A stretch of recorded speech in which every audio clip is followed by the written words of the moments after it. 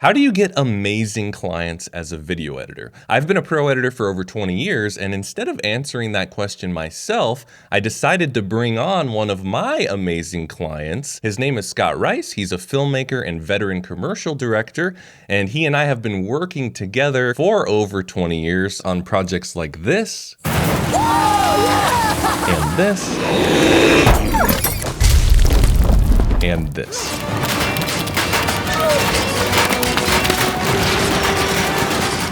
So welcome, Mr. Scott Rice. Thanks for having me, Austin. Happy to be here. Oh, it's my pleasure. So I thought we should start with a topic that's near and dear to our hearts. We discuss this a lot. It's the demo reel. So I want to explain how important a demo reel is, and maybe we could riff on what are some examples of demo reels that have been really good that you've received, how we spend so much time trying to perfect our own demo reels before we send them out, and give editors some really cool practical advice that they can take and have more success with their own demo reel material and how they deliver them. So what do you think? Well, I mean, the first thing I look at is someone's demo reel. Usually they send it to me. And, I try to decide if I'm going to have a further conversation with them based on the quality of that demo. And the demo needs to obviously reflect what I'm interested in. So if I'm looking for a commercial editor, I'm looking for commercials. If I'm looking for a narrative editor, I'm obviously looking for narrative, and then the same with documentary. So it has to match what, your potential client is looking for. And then, there is kind of this connection between, where someone is in their career and the quality of the footage they've edited. So apart from the quality of the editing, if the quality of the footage is better, they're usually further on down the road in their career. So that's kind of like within the first couple shots, I know if they're in the correct tier, if they're qualified to edit the project I'm looking for them to work on. Yeah, absolutely. I think in any creative job, the portfolio is really the most important thing for us, right? That's our marketing. That's what is going to get us hired, or people are going to pass over. And you brought up something that I want to add to, which you said within the first couple of shots. That is so important. Attention spans, including my own, when watching these things, are so short. Don't save stuff for later in your reel. You want to start off with your best editing, but like Scott said, you want to start off with the highest quality footage, because it goes hand in hand, right? Because if you are trying to edit a higher budget thing, like a commercial, for instance, you want those first few shots or first 30 seconds to really feel like a commercial. Commercials usually have high budgets and have great lighting and great production design, because everybody's better on a higher budget thing. So put your best stuff at the beginning, and don't hide it to the end, because people might only watch the first 15 seconds. Yeah, and it sounds like your editing work is being prejudged by the footage you have edited. And what I've discovered is there is a correlation between the quality of footage and the quality of the editing based on somebody's experience. So because there's that correlation, I don't feel like it's unfair to sort of judge based on the quality of, the footage, but then also, if you have a celebrity or if you have a brand you've worked on that's a name brand, you should include that earlier in the cut so people see that as well, because it lends instant credibility. And if you're doing a narrative or a documentary that doesn't have a brand associated with it, it's just storytelling, just include, the best footage or the most compelling looking stuff early on. Yes. And I will add, well, there's something I've talked about on my channel before with regards to demo reels, and it's something I see a lot. Editors are creating montages to sell themselves, and I have a real problem with that, because and I've actually hired a lot of editors, even though I am an editor. Scott has hired, obviously, tons of editors. And when I get reels that are a montage, they can be good. They can accomplish what we just talked about, because in a montage, you can include some high quality footage at the beginning. You can include a celebrity. You can include a big brand name. But the problem is, I can't tell if you can actually edit what I need to hire you for. Unless I'm hiring you to edit a montage, I actually need to see some longer clips, especially for narrative. I need to know that you can tell a story. I need to know that you can edit with rhythm. I need to know that you can make a good performance if I have actors in the thing I want you to edit. So I'm a big fan of the clips reel, where you can put your best clips back to back. Maybe they're 30 seconds each. Maybe you have some extended scenes so I can get a sense that you can do a 2 minute thing. Maybe you do have like one or two pieces that are maybe a 3 minute piece that's kind of a whole story. That's as soon as you pass my initial test of the first 10 to 15 seconds, I am actually going to watch longer pieces to make sure you can get the job done. Is that your experience, Scott, on the whole idea of a Yeah, montage? absolutely. And there's nothing wrong with having a sizzle reel or a montage just to have it. Maybe that's the first thing that comes up on your splash page, on your website, just to kind of get people's attention. There's nothing wrong with having that, but people are going to want to see finished work or at least finished scenes. And I think it is better to show more than one thing. If you just have one thing that's just your most awesome thing, and that's where you are in your career, just show that one most awesome thing and don't add to it with something that's lesser, because, we're all just looking for a reason not to call you or not work with you. It's kind of like you don't want to put a target on your back if you don't have to. Yes. So just show your best thing. And even I struggle with that. The equivalent, Austen, of me going up for a job is putting together a reel of, let's say, 5 commercials. I've done 5, 15, or 30-second commercials, but I always want to show more, because I'm like, well, what if they don't like these 5? Maybe it's the 6th or the 7th that is going to really make Yeah. them want to work with me. But don't get kind of trapped into that idea of showing more at the expense of just showing your best stuff, the quality. It's not really about the quantity, it's about the quality. Again, if someone's only going to watch for 5 to 10 seconds, just show your very best thing and start with that. And the likelihood is if it's a good fit, it's not always true that you don't get hired for a job because what you did was bad. It True. sometimes just isn't tonally right, or it's not the right type of project, and maybe you just haven't done the perfect project that's the perfect fit for the client you're going for, and that's okay. Sometimes I know when you're starting out, maybe you've done a lot of documentary stuff, but you want to move into narrative, and you think you're a good storyteller. Someone wants you to edit a narrative for them, but all you have is doc. Well, then just show your Hmm. best doc, and maybe that person can assume how well you'd cut narrative because you clearly told such a beautiful story in documentary form. That's possible, but Yeah. just go in that case, just show the best doc that you have. Yeah, I think that's true. But I will say, when I'm hiring, and I know you too, Scott, when we have a specific project, we're not just trying to hire the best editor, we're trying to hire the best editor for that project.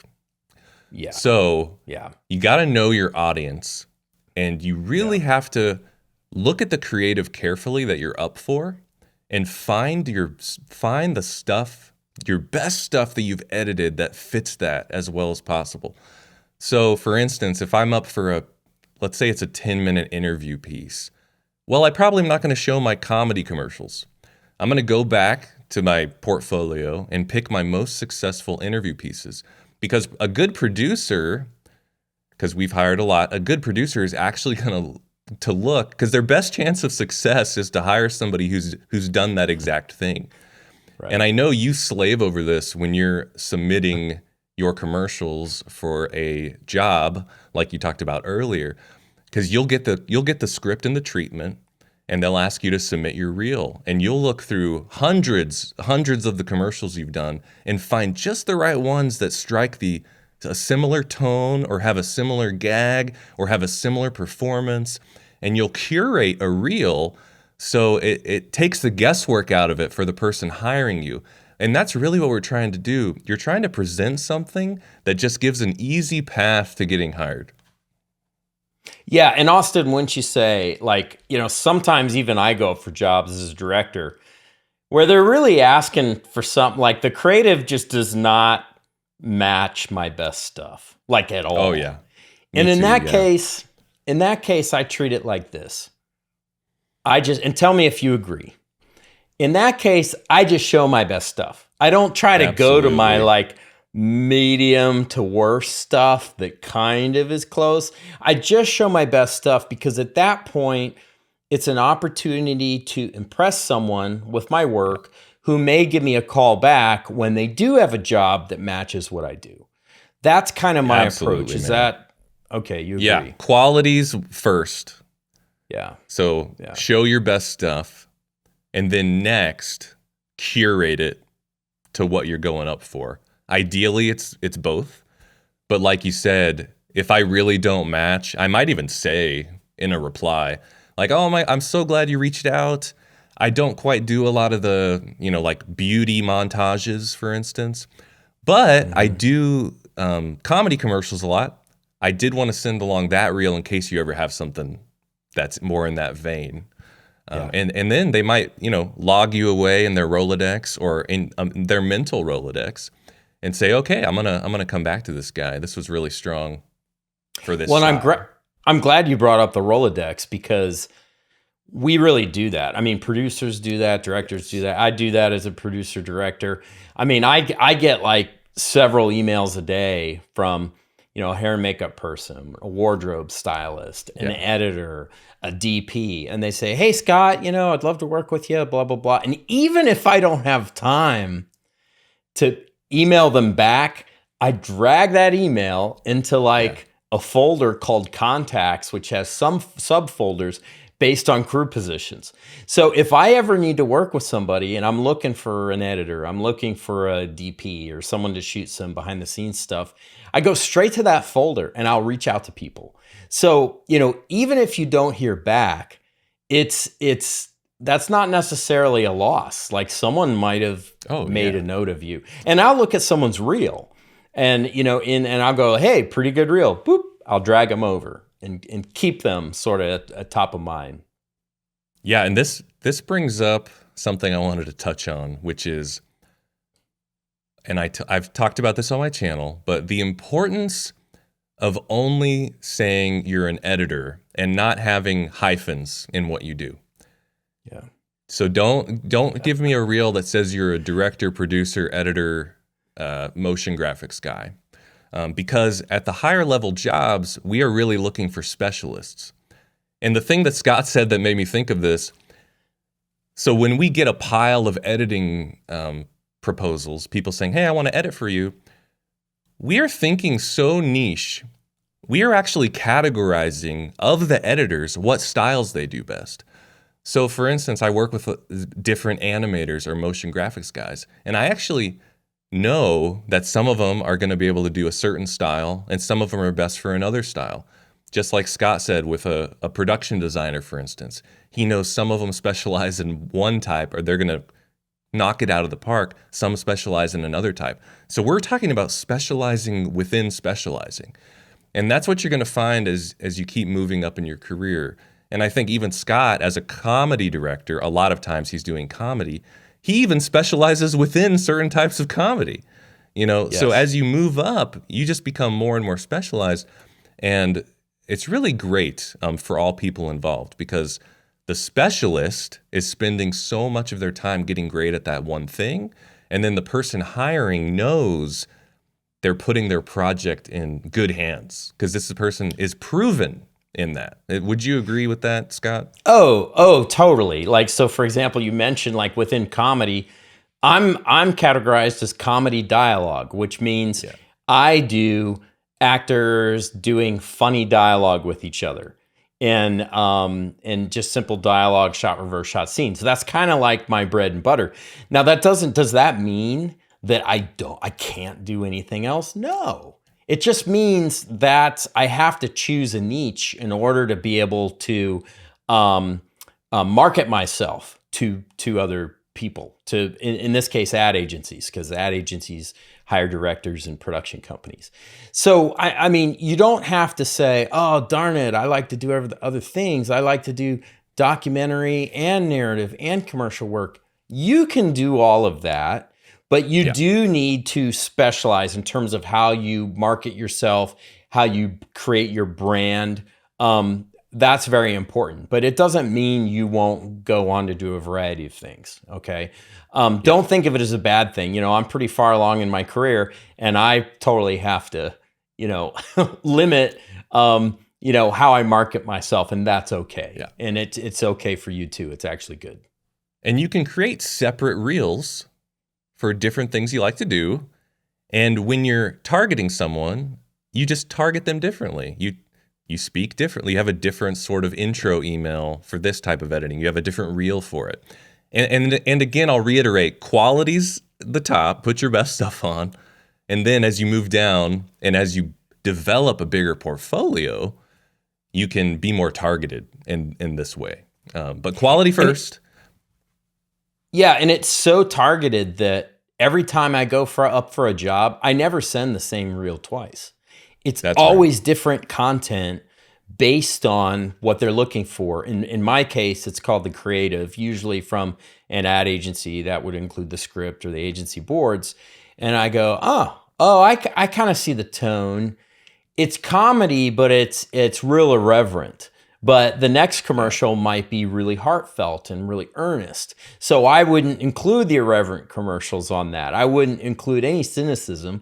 I would do sort of the more nostalgic, heartfelt spots. I don't think I've ever sent the same reel ever in my life, which is okay. And wild. Because you said that, and it's so true, I just have to I want to give a little practical tip.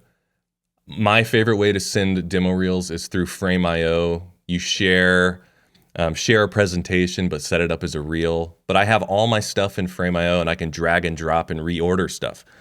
So whether you use that or another tool, you got to have a way to quickly send a custom demo reel. It's so important as you get further in your career. You can't just send somebody to a website that has a few videos embedded on it.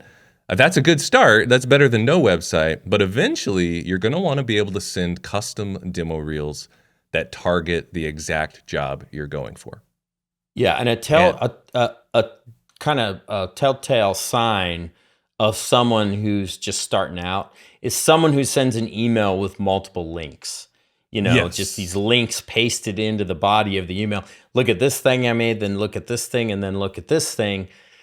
That's not a very efficient way. It's kind of an eyesore to look at in the email. If there's literally just one link to click, and then it takes me to Frame.io, and then it just auto plays through 5 things you chose to show me, that's great. And I will second Austen's recommendation of Frame.io, because it is the most cost-effective solution, in my opinion. There's other solutions like Simeon and stuff, but their monthly subscription is just more expensive. So Frame.io is a great place to do it. Okay, now that we gave a little practical, I'm going to ask, I think if I were watching this, I would have this burning question earlier in my career, but still today, which is, oh my gosh, what if I don't have good stuff on my demo reel? What do I do? So what comes to mind if somebody said that to you, Scott? Well, I would say go work with a talented DP or director and work for free, work on spec on a narrative film, a spec commercial, or a spec documentary, a project where everyone is super invested. And the beautiful thing about spec work is that you're not doing it for the money. You're doing it for the passion of it. So those projects sometimes look better than something that was created for money. Like, for example, you have a friend who's hiring would be willing to pay you to make a corporate video, which is perfectly fine. Take the money, go do it. But that corporate video is not going to look as good on a reel as that really awesome narrative film that a bunch of your friends got together and worked night and day on because they had just this burning passion to tell an amazing story. That might Yes. ultimately be the more effective piece on your reel. Obviously, if you want to do narrative work, it's more valuable. So doing what we call spec work that you're doing under speculation that you might get paid someday, most likely not, but that's why we call it spec. Hmm. You can also say, well, I'm just doing it pro bono. But it's nice to say spec. I like to say spec because a lot of the spec jobs that I have done, and then Austen, obviously, the spec stuff that we've done together, we didn't get paid for it. And it was just projects that we came up with out of our own minds. But we eventually got paid for it. We eventually got some kind of distribution or something. And that actually sometimes happens with spec work. So I just want to put that out there that it's not always true that you never get paid. Absolutely. And I'll just interrupt you for a second. Yeah, Besides the quality of the work, which is often better when everybody's invested and just going all out, it's the relationships. yeah, yeah, There's no better way to build a relationship than in the trenches. yeah, So go find some people who are doing work you really respect. And now you're going to need something on your demo reel to show that you can hang, depending on what level you're shooting for. Because I think the idea, Scott, and everybody's on their own journey, right? But the idea is your paid work is kind of right here. It's at one quality level, and you want to go up a level. So wherever you're at.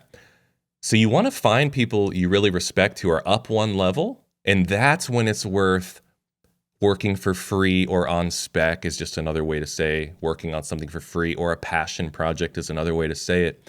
Because then your reel has upped a level. But I'd say even more importantly, one way that spec work really pays off is that those people might get paid work and they're working at a higher level. So they bring you up. And in fact, I might as well just be open. I'm pretty sure I got Scott to work with me by working on his stuff for free back over 20 years ago when I was probably 19 or 20 and he was maybe 30. He does look younger than me, I do admit. He always will. But well, I thank you. got him. I got him hooked. I got him hooked 20 years ago, and here we are. Well, Just and having a Austen, blast.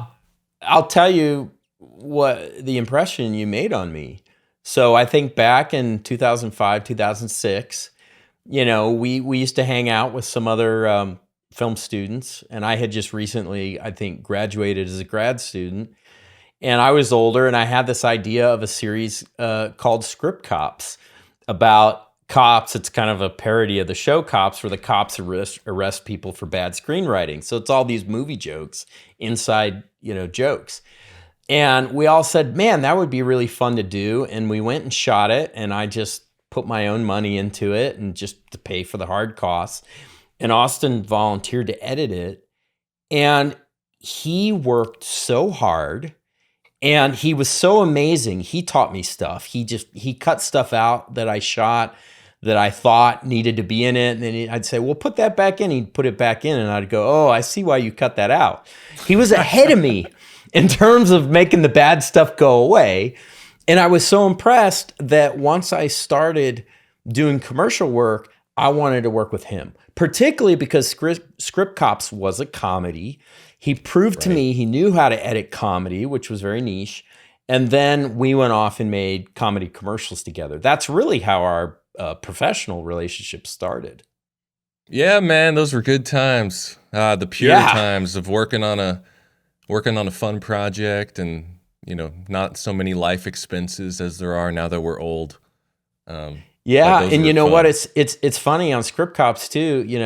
It's I really appreciate your point that a lot of it's about the relationship. It's not just about clawing a better reel, which is part of it, clawing, getting that better footage and working on better things that people aren't willing to pay you for yet. It's also about those intangibles, the relationships. So Yeah. Rick Diaz, who is an ASC nominated cinematographer, also worked on script cops. Yep. And I also eventually would hire him to be my cinematographer on commercials. So those early projects, when you're in your young career, without realizing it, the choices you make, you're kind of like building your career and the people you're going to work with and the projects you're going to work on. You're unknowingly building that through your choices, what you choose to say yes to when you're young. And it always strikes me when someone has the opportunity to work on a cool project, but pro bono, not paid, and they're still young, they're still starting out, and they're like, no, doesn't pay, no, never mind. You know what? That's your right. That's your right to say, hey, I set my rate and I don't want to work on stuff for free. And that is okay and more power to you. But I always tell myself, man, what if I turned down that such and such free project or that passion project? I would not be where I am today. I would not have the career I have. So think about it real hard. If there is a project that doesn't pay and you're tempted to turn it down, really ask yourself, is this a quality project? And are the people I'm working with quality people? And are they going somewhere? Because those are the people that are going to hire you one day. Oh, I love that. I could not have said it better myself. I totally 100% agree. So relationships, doing spec work. I will add to the spec work category where maybe you don't have a collaborator. Well, you're an editor. You're a creative person. You love creating something out of nothing. So go grab some of this stock footage. I was talking about in my last video, Scott. When I was practicing editing in high school, it was like shaky mini DV footage shot by like a 13-year-old. And I was like in Premiere, totally engrossed, like trying my best to edit it into something interesting. It's like the Firewire cable was like fritzing out. And now you and I, we get on like Artlist or whatever, any of these sites, and we're like, what the heck? This is like incredible. It's like amazing. Stock footage. So as an editor, I'll shameless plug for my editing course, but you can create a project and you can get like a real voiceover person using like voice123.com. You can go get this incredible footage that's shot all around the world on these, 4K, 6K red cameras. And you could just go to town, just get to work practicing. So that's a type of spec work. You can even put a brand on the end, like say you download some really cool motorcycle footage. You edit it into this incredible 30-second commercial, and it happens to be like an Indian motorcycle in the stock footage. You go to town on sound design. You find the most incredible song. Maybe you get your buddy to do a little motion graphic. Stick the logo at the end. Yep. And now you have a motorcycle commercial on your reel. And here's a practical tip. You don't have to tell people it's spec. So I'm gonna brag on Scott a little bit, because when we started doing commercials together, he did the most incredible spec commercials. He had a real producer. He shot in LA, and they looked so good. They were fully real looking commercials. The scripts were incredible. He shot on 35 millimeter film, high end. So then he got repped by a production company, and they sent his reel out. And he books his first commercial job, and it's a super high budget commercial for Shell Oil, because they saw his spec commercials and just thought they were real commercials. Because it doesn't matter. They were real in the sense that Scott made them.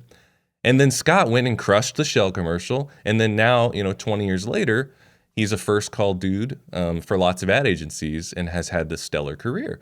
So that's another example where working on spec is like one of the shortcuts. I mean, it's so hard, but I'm not saying it's easy, but it can really help you level up. So really think hard about practicing and getting some great stuff on your reel, even if you're just starting by grabbing some stock footage off one of these sites.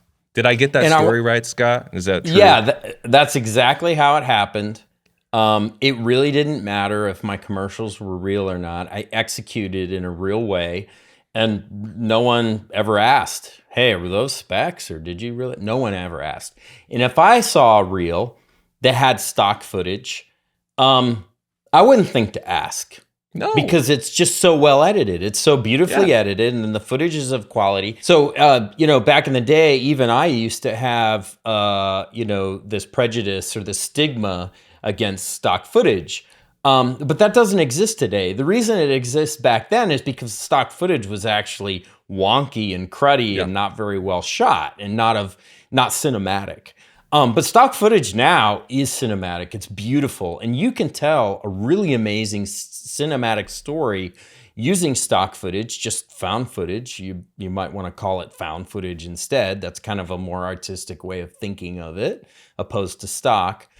And just cut a beautiful story or a beautiful spec commercial or a beautiful montage of some sort, and then use that to get work. I would never question it. If I saw great footage, Yep. it wouldn't matter to me, especially if I'm really just focused on the editing. Yeah. So true, man. Okay, I want to talk about target audience, and I want to talk about how to actually go about meeting people. And for target audience, I think it took me a while to realize there's a lot of different types of people I'm targeting, because especially with editing now, it's booming. It's a great time to be an editor. It feels like everybody needs an editor.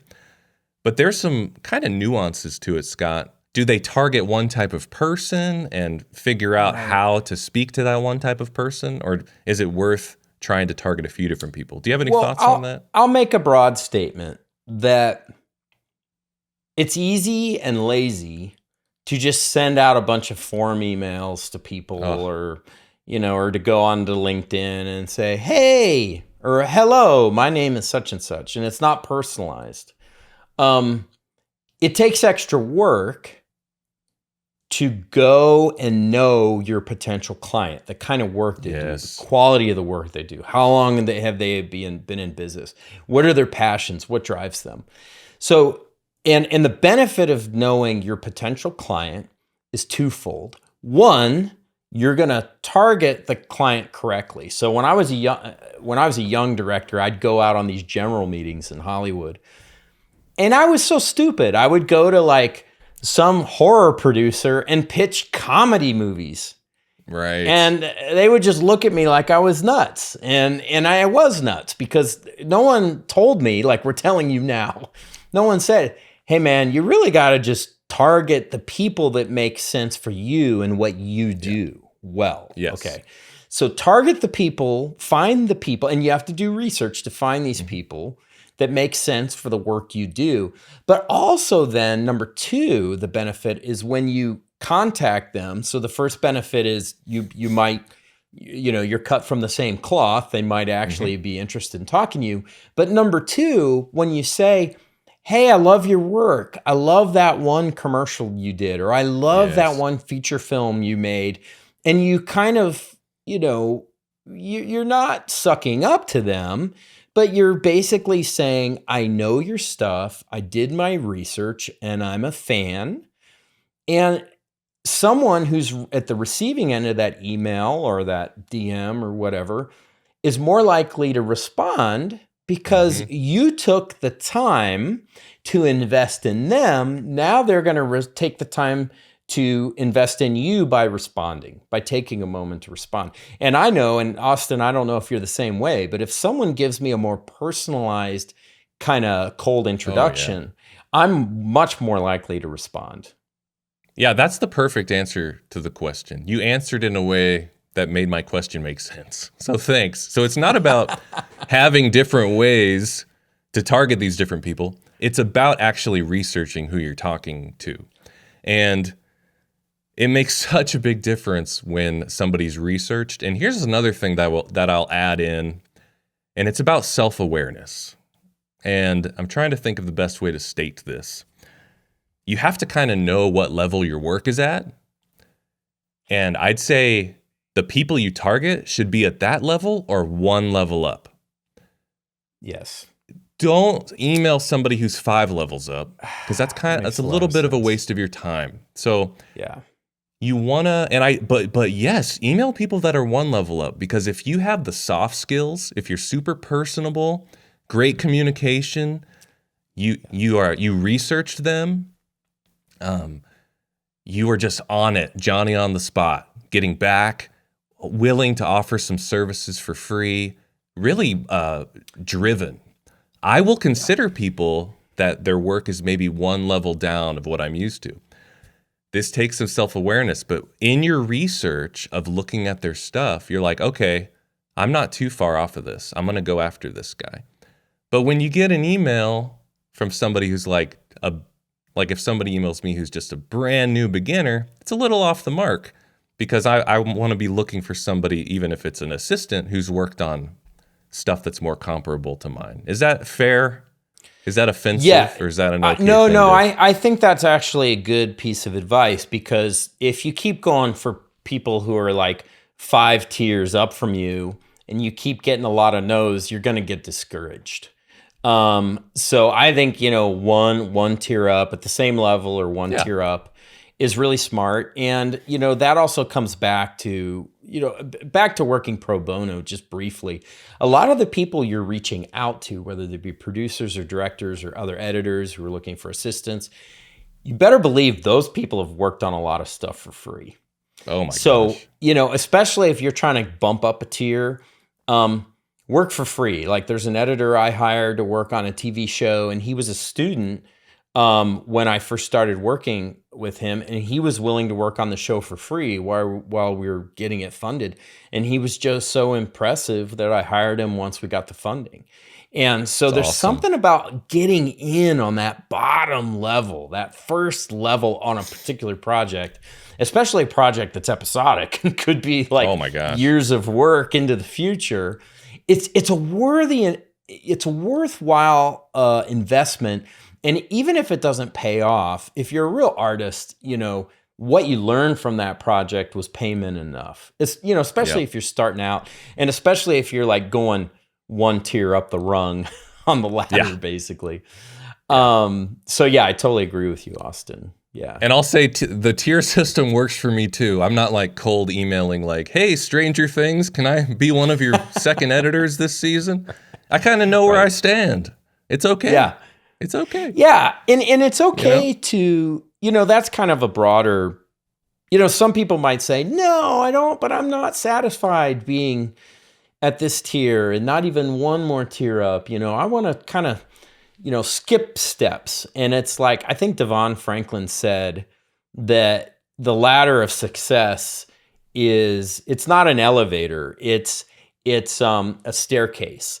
That you literally have to do the exercise of going up the stairs, because if you just took the elevator up, you couldn't actually handle the altitude up there. You have to do the work to climb the ladder, to climb the staircase, to get at a certain level, because there's no magical trip to the top. It's all just hard work, and it's all like lessons learned from doing the hard work. That's really all it is. So I think, Austen, your recommendation of, advancing slowly and then also being okay with where you are, your current station, because you're never going to be satisfied. If you're not happy with where you are now, you're probably not going to be happy with where you are in 10 years. Because there's always that next rung. Like, you're working on Stranger Things, but you'll be mad you're not on the next Christopher Nolan movie. Gosh. There's no, if it's all about advancing, you're always going to have another level you can advance. So there's something cool about saying, hey, you know what? It's a blessing. It's a privilege to work in this creative business and kind of make some kind of living at it.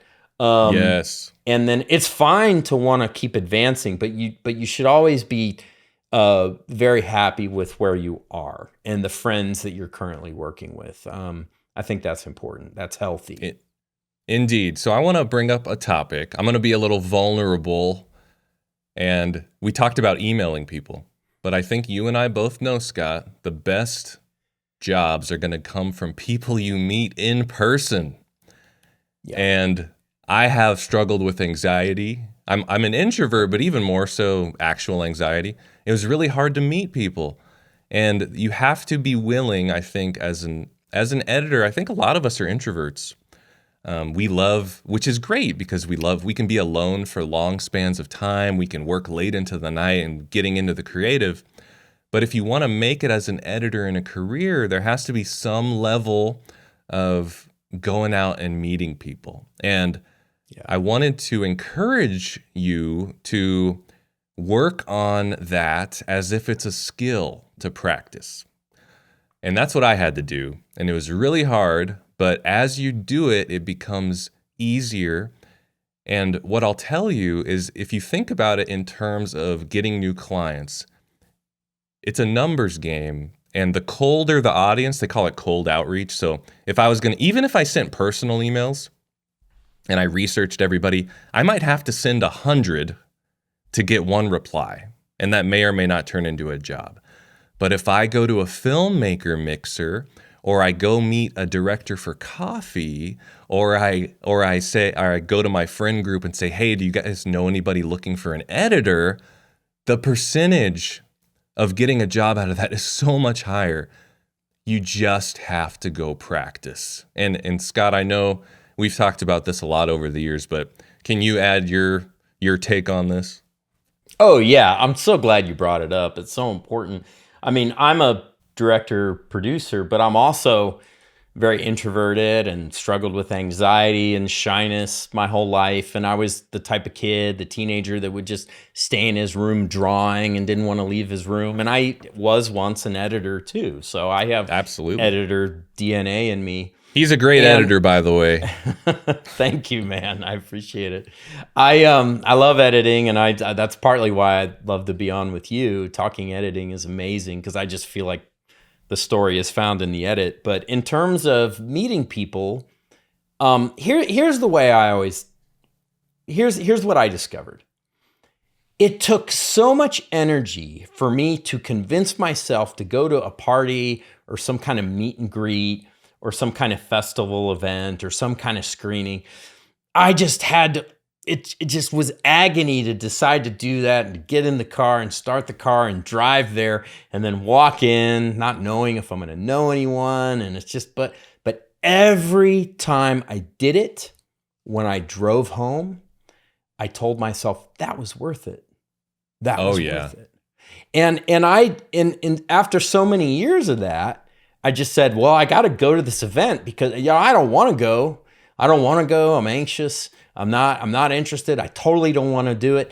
But I know that if I do it, I'm going to be very happy I did it. And it's led to jobs, so many jobs, like directing jobs, writing jobs, editing jobs, meeting people in person, just printing out some business cards. And it sounds archaic, but people still ask for business cards. It's really faster to pass a card than to pull out your phones and exchange numbers. And it's just really quick to say, really nice to meet you. Give me a call if you ever want to talk. Just pass it and then you can move on.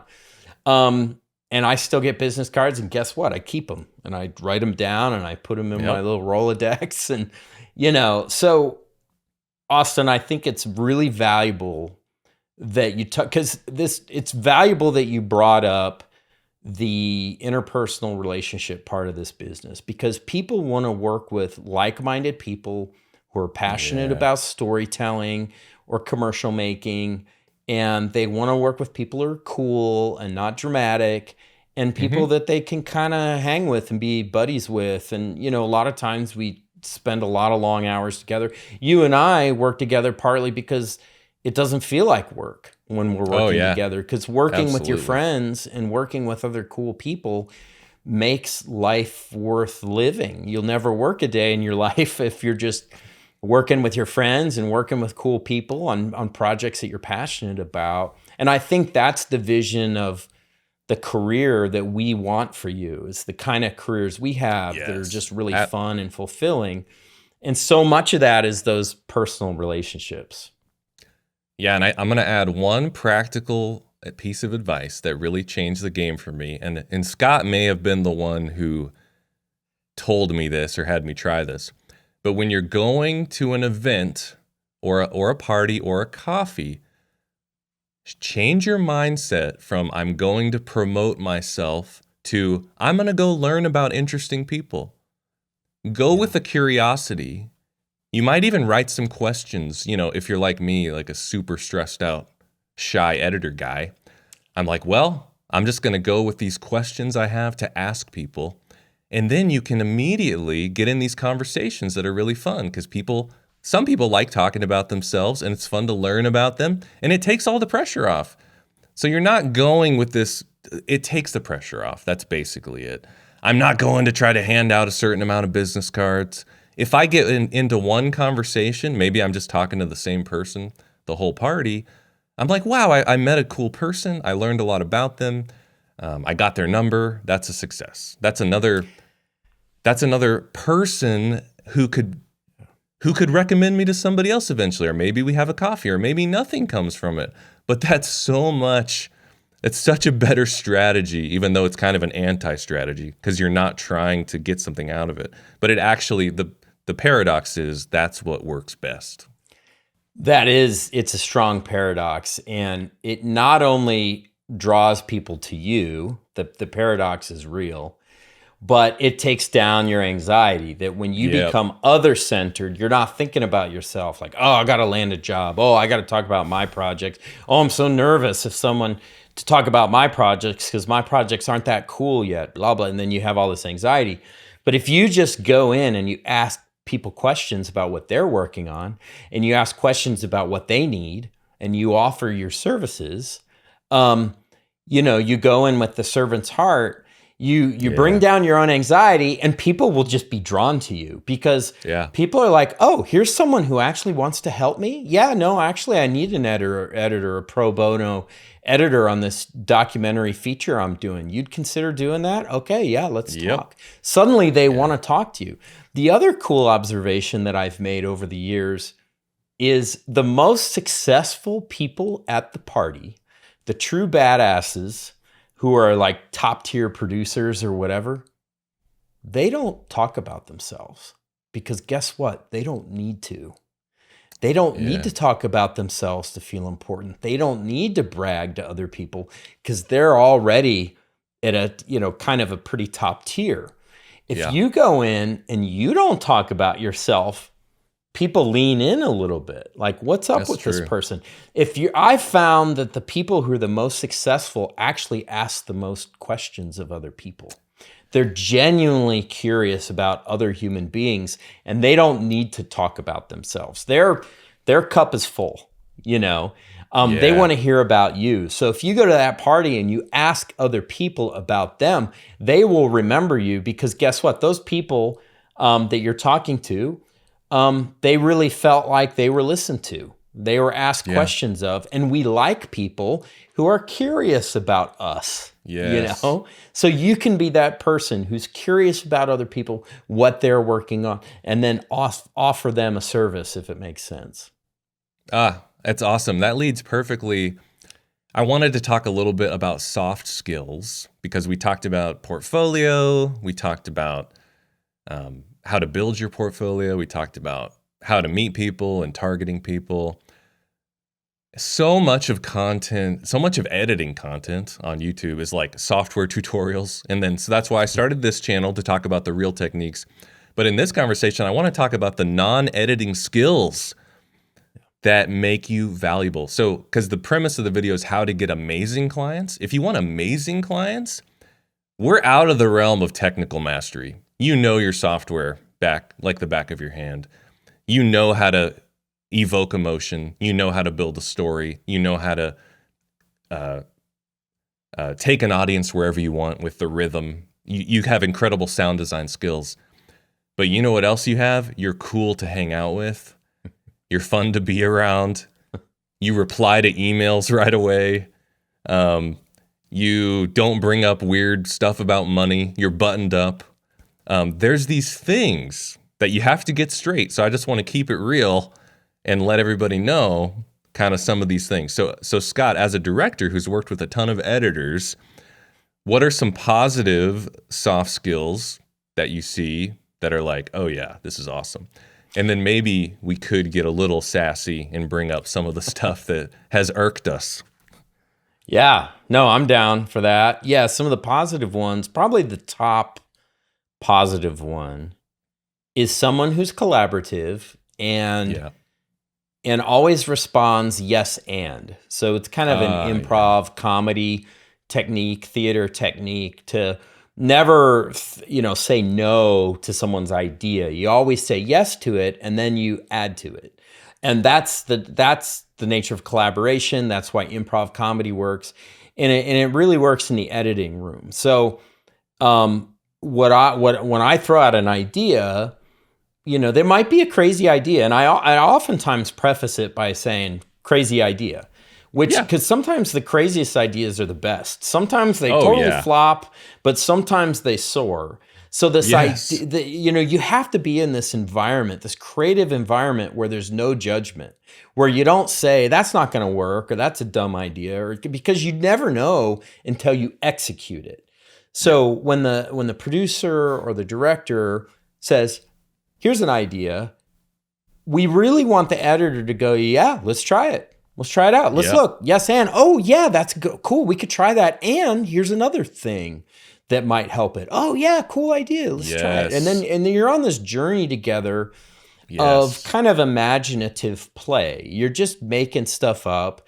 There's no right or wrong answers, and there's more than one right answer to solve any kind of problem.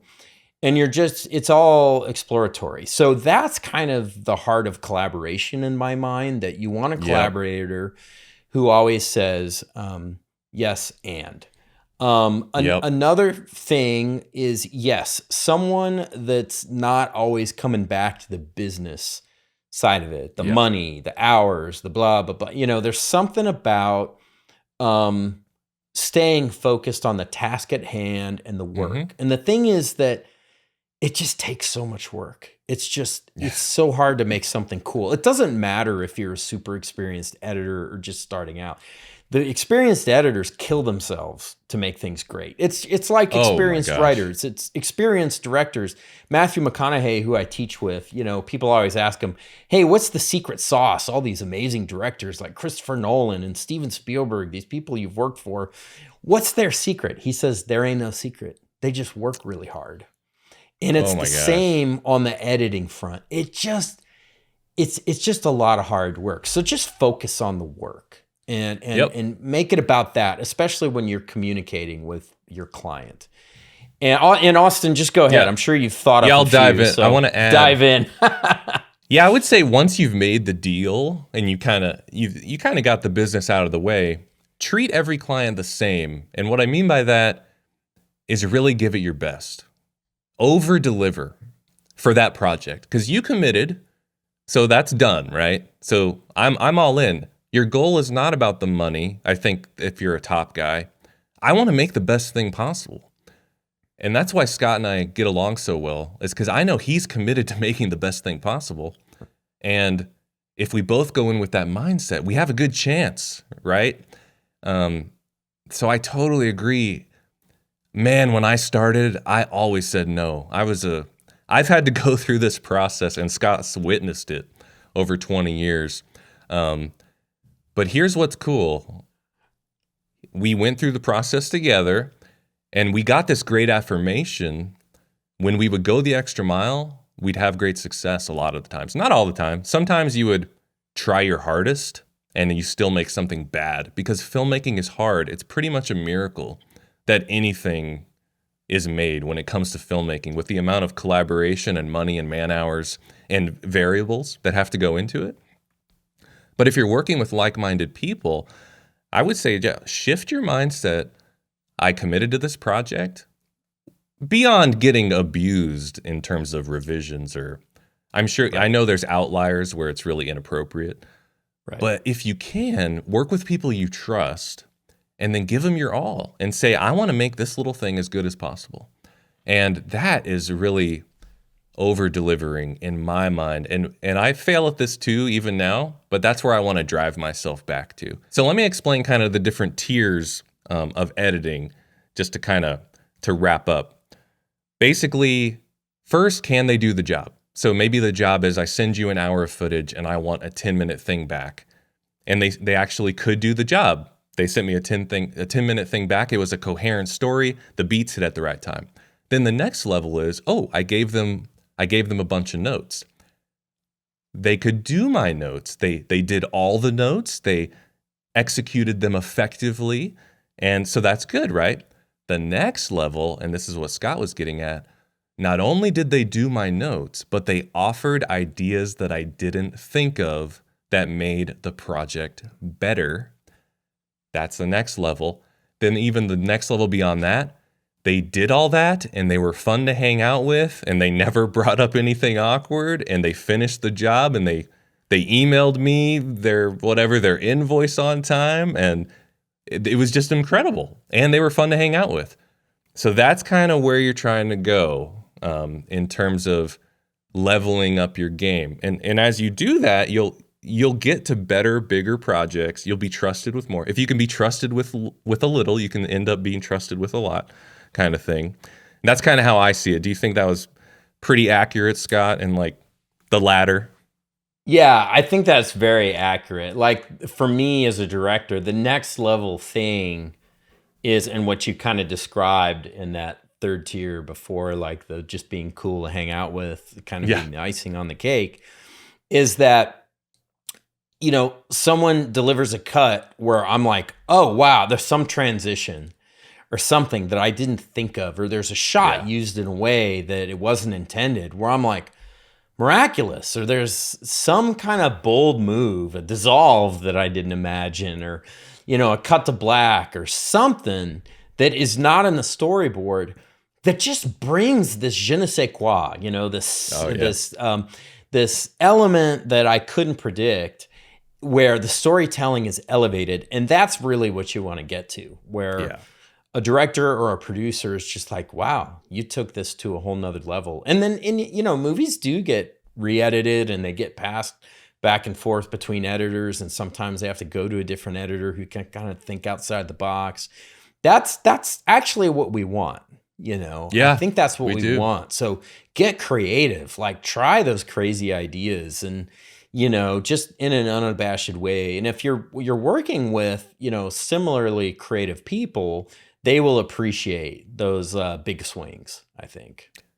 Yeah, and I will give one practical advice so you don't take that the wrong way. Always do their idea too, and then give your idea as an alternate version. I think the idea of multiple versions is really so important as a collaborator, because you want to show them what they intended, the director, the writer, the producer. But then I might say, hey, Scott, I did your notes. They were great. I had this other idea, so I uploaded a B cut. Watch yours first, but then watch mine. Well, see what you think. And then Scott, because he participates in the yes and, that's why this is so fun. It's not just him telling me stuff all the time. I'm like, hey, man, did you see what'd you think? I put that shot in the first scene. And he might be, you know, that's such a cool idea. What if we moved this other shot there too? And then suddenly we're down this whole other path. And it's this creative discovery that makes it so fun. So think about multiple versions when you want to present your own big, crazy ideas. And the reason I'm saying that is because I used to think that way, but I would do my idea instead of what I was told to do. And that's a horrible way to start a collaboration. You know, always start with the first intention of the script, because that's what people are going to want to see. That's what they hired you for. But then have fun with the other ideas. Yeah, and I love that you keep using the word fun. That's that kind of joy in collaborating together, that joy of discovery. It's like two kids playing in a sandbox, you know? Oh my gosh. And that's what makes it fun. And that's the yes and. Here's your idea. I did that. And here's the B cut. That's the and. You know? Yes. I did your idea. I also had this other idea. And basically the subtext of that is, you're smart, you're creative, I respect you, and I also know that you expect me to bring something to the table that's smart and creative too. Here it is. And you're just kind of feeding each other, and that's beautiful, and that's the fun part. Yeah. And when you get used to throwing stuff out like that, the other major benefit is you become less attached. It's like the ego starts to go away Yeah. Whereas when I was 19, oh my gosh, my ego was huge. I was like a bobblehead. My ego was so big. And so every idea you throw out, you just want everybody to say you're amazing. Yes. And that's just not how the creative process works, unfortunately, or fortunately. Well, and here's the great thing about getting older is that, when we're younger, the reason why we're attached to our ideas is because we're insecure. It's Oh yeah, insecurity. It's that's where that comes from. Yeah, we define ourselves and our value by how much people say, "Oh yeah, great idea, you're a genius." That's how we define ourselves. And when someone says, "No, let's try something else," it hurts. But it's all about us. So we're kind of like these little narcissists who are also yeah, very insecure. Um, but when you get older, when you become more confident, you become better at what you do, and you realize it's not all about you. It's yeah. about the product. It's about the thing. Yes, It's about the piece of art that you guys are polishing together. Um, that's what matters most. It's the finished piece, and the piece kind of, if you think of your piece of art as this child that you've brought into the oh world, yeah, and it's kind of growing up, it kind of develops this mind of its own, and you can't really control it anymore. There becomes this um, magical synergy between you, your yeah, collaborators, and the piece of art. And the piece of art is almost dictating what it needs. It's yeah. almost saying, "Hey, cut out this scene. Right. Get this out of here. It doesn't work." It's Yep. not helping the story. And you have to listen to what the piece of art is saying. So it's not really about you anymore and your ego and your insecurity. It's about nurturing this story, and allowing it to grow up and mature and getting it to a place where it's ready to be seen by a general audience. Oh, so good. And so I want to end on a myth because I really do think, or actually, I know for a fact, if you watch this and you take this stuff to heart and you go down this path, you really will get amazing clients. And the myth is that you need a ton. And what's true is, as you go through this path, you're going to find people you really connect with, like I did with my buddy Scott here, and you're going to build these collaborative relationships, and it's going to take a while, but keep at it. But eventually, you could build a thriving freelance editing business with just a handful of clients you really love working with. And it can create a beautiful life, to do it this way instead of trying to find a shortcut or thinking too much about money or the bottom line, all the different things we talked about. So that's what I want to leave them with, Scott. I think you've experienced a similar thing as a director. Just finding people you really jive with that are kind of on this path. Yeah, I'll just finish by saying that's absolutely true.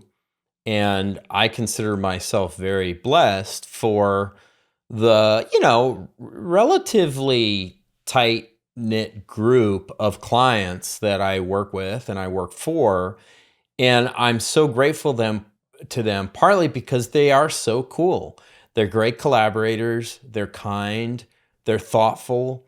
Yeah. And I think it's good to kind of draw the good ones to yourself. And it's okay to say no. I want to go back and say, we talked about, yeah, it's important to say yes to jobs and do things for free. And that is valuable.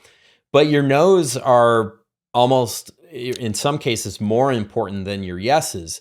Oh If wow. you're saying yes to the money, but that person's not a good person and they're going to make you miserable, or they're just not cool, or they're going to hurt you in some way, that's Mm-hmm. not valuable. Or if it's going to take your career down a road that's not satisfying for you, maybe you get sort of this early reward, you get some money, but then 20 years down the line, you're like, but I don't even like doing this. I Oh really wish I were yeah. working on that. But then you got pigeonholed into this particular niche and it doesn't feel good for you. So I think it is important to pick the people that you're going to work for and pick the projects that you're going to work for based on your heart, based on your passions, based on your comfort level and all that good stuff, rather than, the money side, the economics of it.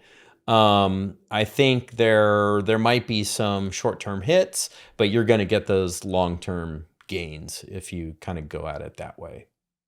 That's a great point to end on, Scott. So I'm just gonna say, if you made it this far, huge thank you, and you're probably a pretty serious about your editing. If you're a beginner to intermediate editor, you might want to check out my free editing guide, which you can download at the link in the description. And if you're more advanced and further along in your career and you could use some coaching on how to get your own amazing clients, that's something I love to do. And I just opened up some hour-long coaching sessions, which are really easy to access at one of the links in the description. And if you watch this video, you should check out this one next. Happy editing.